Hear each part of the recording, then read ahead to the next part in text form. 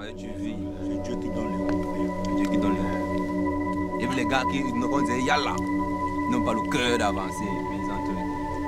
Mais toi, tu tapes la barrière le premier, tu dis. Il y a des gens qui partent à la barrière, et partent, tapent aussi. Mais quand ils sont décidés, ils sont joués.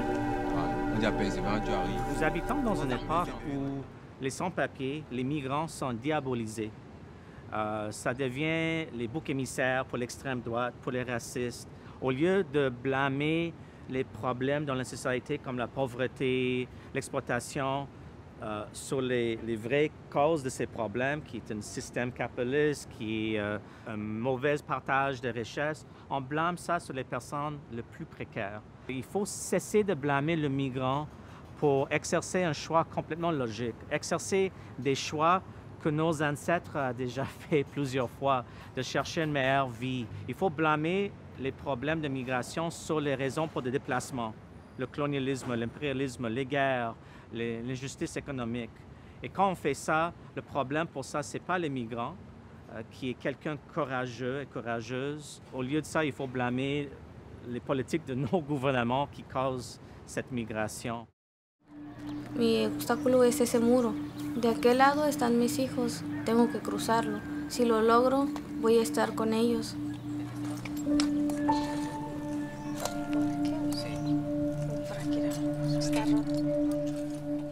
Mais on a aussi une réalité d'injustice à la frontière américain-canadien. Et ça c'est une chose qu'on a vue plus en plus depuis l'élection de Trump.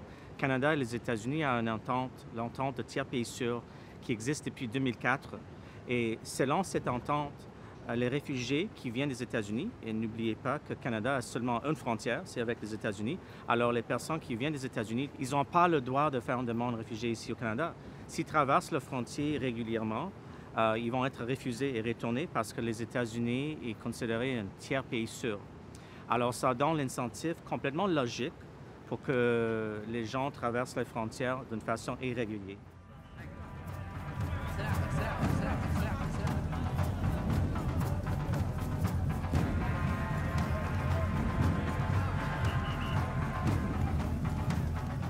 Une vraie ville sanctuaire, ça veut dire clairement que le SPVM ne coopère pas avec l'Agence Services frontaliers du Canada ou les agences Services frontaliers en général.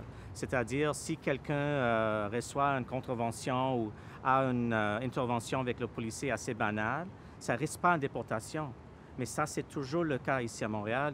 Depuis la déclaration, il y a des personnes déportées à cause des interventions avec le policier de Montréal. Une ville sanctuaire, à mon avis, ça veut dire aussi accès à l'éducation, accès à la santé, accès aux choses qu'on a besoin pour une vie de dignité. Il faut souligner que Montréal n'est pas une ville sanctuaire. C'est une déclaration symbolique.